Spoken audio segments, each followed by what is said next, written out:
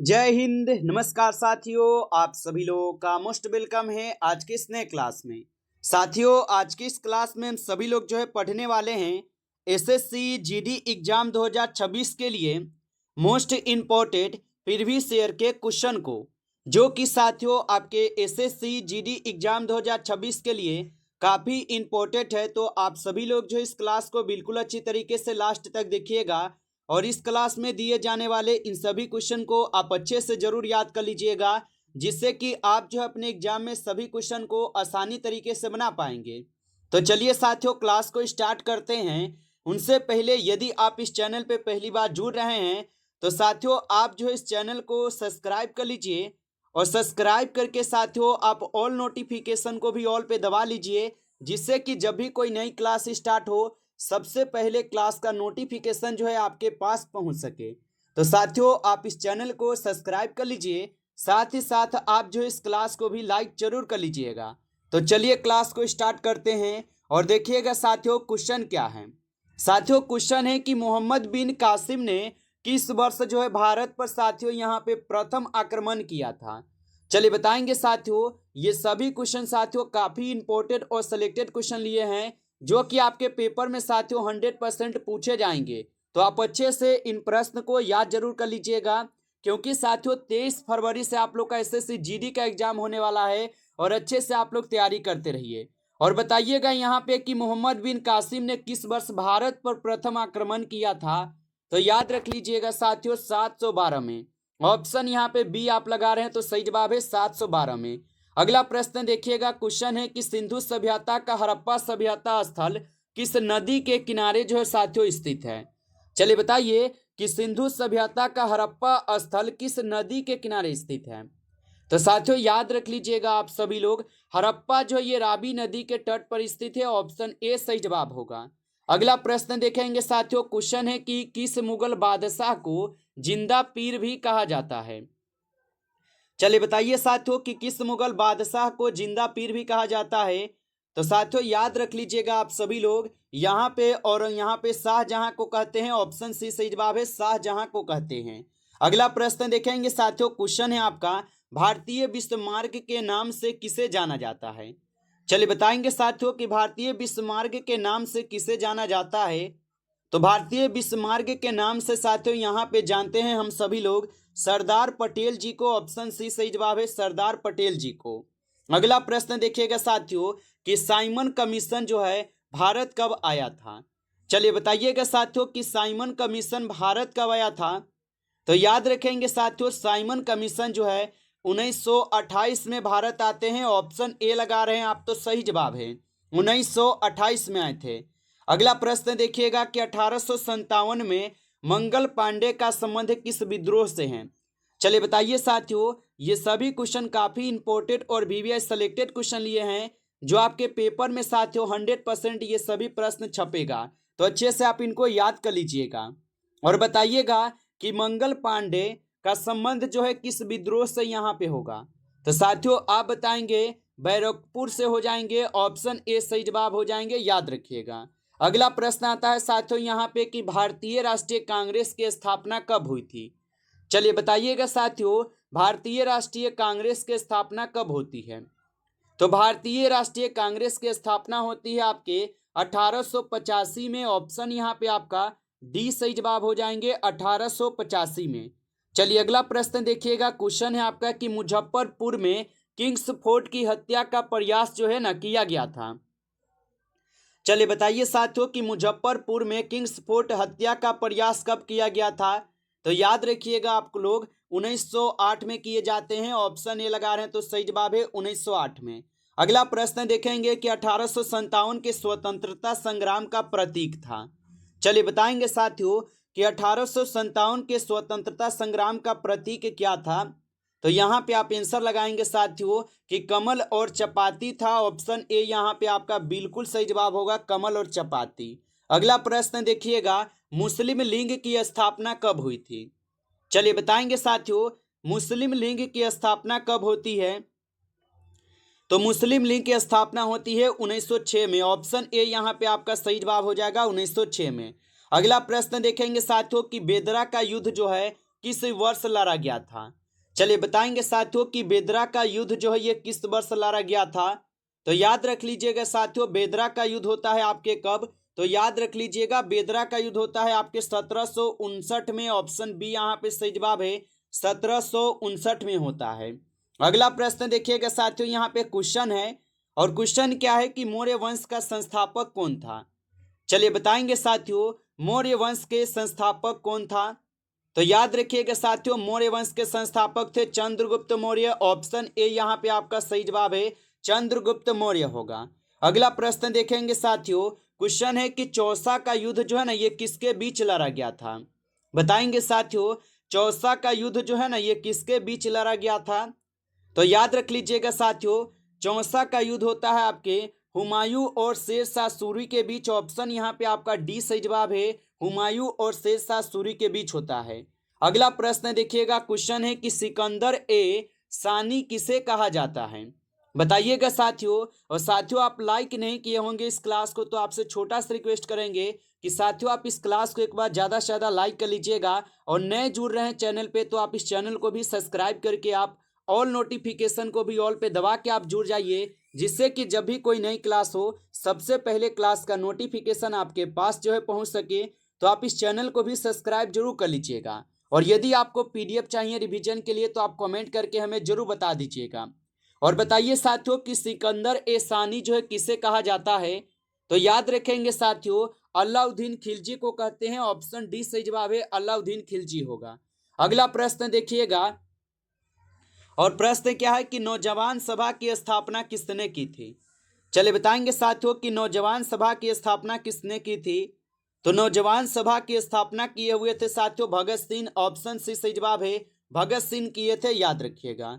अगला प्रश्न यहाँ पे आता है कि वैशाली में विश्व का पहला गणराज्य किसके द्वारा स्थापित जो है ना किया गया था? बताइए साथियों, वैशाली में विश्व का पहला गणराज्य किसके द्वारा स्थापित किया गया था? तो याद रख लीजिएगा साथियों, लिच्छवी के द्वारा बताएंगे। ऑप्शन डी सही जवाब है, लिच्छवी के द्वारा होगा।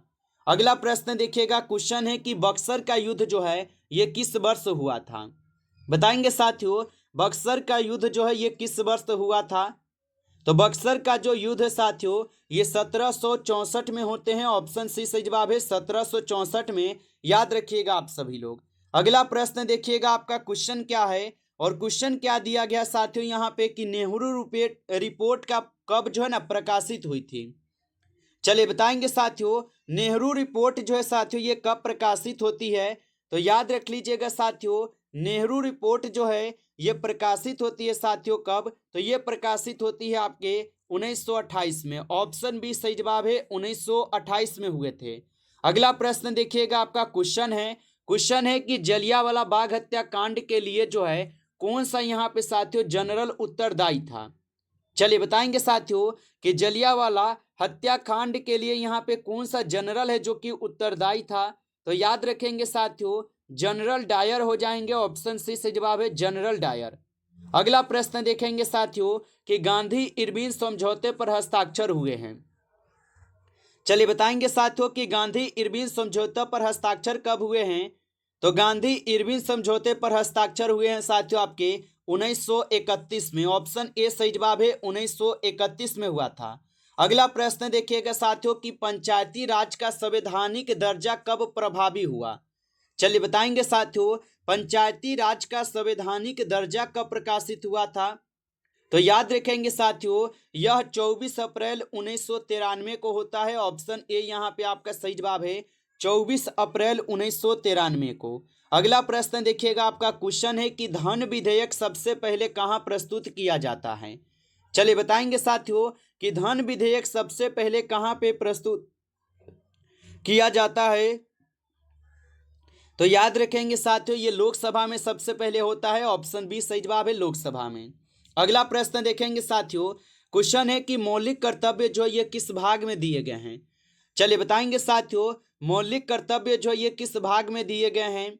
तो याद रखिएगा साथियों, मौलिक कर्तव्य जो है ये भाग 4 में दी गई है साथियों। ऑप्शन यहाँ पे आप बी लगा रहे हैं तो सही जवाब है, भाग 4 में होगा। अगला प्रश्न देखिएगा, क्वेश्चन है कि राज्यों की अधिकतम सीटों की संख्या कितनी है? चलिए बताइए साथियों, राज्य की अधिकतम सीटों की संख्या कितनी होगा? तो राज्य की अधिकतम सीटों की संख्या हो जाएंगे 250। ऑप्शन यहाँ पे 20 सही जवाब है, 250 होगा। अगला प्रश्न देखेंगे साथियों, भारतीय संविधान में समवर्ती सूची की जो अवधारणा है ये किस संविधान से ली गई है? चलिए बताएंगे, भारतीय संविधान में समवर्ती सूची की अवधारणा किस संविधान से ली गई है? तो साथियों याद रखिएगा, ऑस्ट्रेलिया के संविधान से। ऑप्शन सी से जवाब है ऑस्ट्रेलिया के संविधान से। अगला प्रश्न देखेंगे साथियों, संघ की कार्यपालिका किस शक्ति किस अनुच्छेद से संबंधित है? बताइए साथियों, संघ की कार्यपालिका शक्ति किस अनुच्छेद से संबंधित होगा? तो साथियों याद रख लीजिएगा, अनुच्छेद 53 से हो जाएगा। ऑप्शन ए सही जवाब है। अगला प्रश्न देखेंगे साथियों, क्वेश्चन है कि राष्ट्रपति का निर्वाचन किस अनुच्छेद से संबंधित है? चलिए बताएंगे साथियों कि राष्ट्रपति का निर्वाचन किस अनुच्छेद से संबंधित है। तो राष्ट्रपति का जो निर्वाचन है साथियों ये अनुच्छेद 54 से है। ऑप्शन डी सही जवाब है, अनुच्छेद 54 से है। अगला प्रश्न देखेंगे कि संविधान की किस अनुसूची के तहत संसद का यहाँ पे प्रत्येक सदस्य शपथ या समर्थन लेता है? चलिए बताइए कि संविधान के किस अनुच्छेद के तहत संसद का प्रत्येक सदस्य शपथ या समर्थन लेता है? तो साथियों आप बताएंगे अनुच्छेद यहाँ पे तृतीय के तहत। ठीक है, ऑप्शन यहाँ पे 20 सही जवाब है, याद रखेंगे तृतीय के तहत। अगला प्रश्न यहाँ पे देखेंगे, मौलिक कर्तव्यों किस अनुसूची के अंतर्गत जो है साथियों आता है? तो मौलिक कर्तव्य किस अनुच्छेद के अंतर्गत आता है? तो मौलिक कर्तव्य जो है साथियों ये आपके अनुच्छेद 51 के क्लोज नंबर ए में आते हैं। ऑप्शन सी सही जवाब होगा, याद रखेंगे। अगला प्रश्न देखेंगे साथियों, भारत के पहले यहाँ पे मुख्य निर्वाचन आयुक्त कौन थे? चलिए बताइए साथियों कि भारत के पहले मुख्य निर्वाचन आयुक्त कौन थे? तो भारत के पहले मुख्य निर्वाचन आयुक्त जो साथियों यहाँ पे हो जाएंगे आपके सुकुमार सेन। ऑप्शन बी आपका सही जवाब है, सुकुमार सेन हो जाएंगे। अगला प्रश्न देखेंगे साथियों, आपका क्वेश्चन है कि भारतीय संविधान में राष्ट्रपति के चुनाव की जो प्रक्रिया है ये किस देश से ली गई है? चलिए बताइएगा साथियों, भारतीय संविधान में राष्ट्रपति के चुनाव की प्रक्रिया किस देश से ली गई है? तो साथियों याद रख लीजिएगा, आयरलैंड के संविधान से ली गई है। ऑप्शन सी सही जवाब है, आयरलैंड। अगला प्रश्न देखेंगे साथियों कि भारत के राष्ट्रपति को शपथ कौन दिलाता है? चलिए बताएंगे साथियों, भारत के राष्ट्रपति को शपथ कौन दिलाता है? तो भारत के राष्ट्रपति को शपथ दिलाते हैं साथियों यहाँ पे आपके भारत के मुख्य न्यायाधीश। ऑप्शन यहाँ पे 20 सही जवाब है, भारत के मुख्य न्यायाधीश। अगला प्रश्न देखेंगे साथियों, वित्त आयोग का वर्णन किस आर्टिकल में किया गया है? चलिए बताएंगे साथियों, वित्त आयोग का वर्णन किस आर्टिकल में किया गया है? तो याद रख लीजिएगा, वित्त आयोग का जो वर्णन है ये आपके अनुच्छेद 280 में की गई है। ऑप्शन बी आपका सही जवाब है, अनुच्छेद 280 में। अगला प्रश्न देखेंगे, मौलिक अधिकारों को किस संविधान से साथियों यहाँ पे लिया गया है? चलिए बताएंगे साथियों कि मौलिक अधिकार को किस संविधान से लिया गया है। तो याद रखिएगा साथियों, मौलिक अधिकार को साथियों लिए गए हैं आपके अमेरिका के संविधान से। ऑप्शन ए सही जवाब है, अमेरिका के संविधान से। अगला प्रश्न देखेंगे साथियों कि दोनों सदनों की संयुक्त बैठक का प्रावधान जो है ये किस आर्टिकल में किया गया है? बताइए साथियों, दोनों सदनों की संयुक्त बैठक का प्रावधान किस आर्टिकल में किया गया है? तो याद रख लेंगे साथियों, यह आपके अनुच्छेद नंबर 108 में होगा। ऑप्शन डी सही जवाब है, अनुच्छेद 108 में होगा। नमस्कार साथियों, इस क्लास में आपके टॉप 35 क्वेश्चन लिए थे जो कि काफ़ी इंपॉर्टेंट और सिलेक्टेड क्वेश्चन थे। ये सभी क्वेश्चन आपके एग्जाम के लिए। साथियों यदि आपको क्लास अच्छा लगा हो तो आप इस क्लास को साथियों एक बार ज़्यादा से ज़्यादा आप लाइक जरूर कर लीजिएगा। नए जुड़ रहे हैं चैनल पे तो आप इस चैनल को भी सब्सक्राइब करके आप ऑल नोटिफिकेशन को भी ऑल पे दबा के आप जुड़ जाइएगा, जिससे कि जब भी कोई नई क्लास स्टार्ट हो सबसे पहले क्लास का नोटिफिकेशन आपके पास जो है पहुंच सके। तो आप इस चैनल को साथियों सब्सक्राइब जरूर कर लीजिएगा। चलिए फिर मिलते हैं आपसे एक नेक्स्ट टॉपिक के साथ नेक्स्ट क्लास में। तब तक के लिए जय हिंद, जय भारत।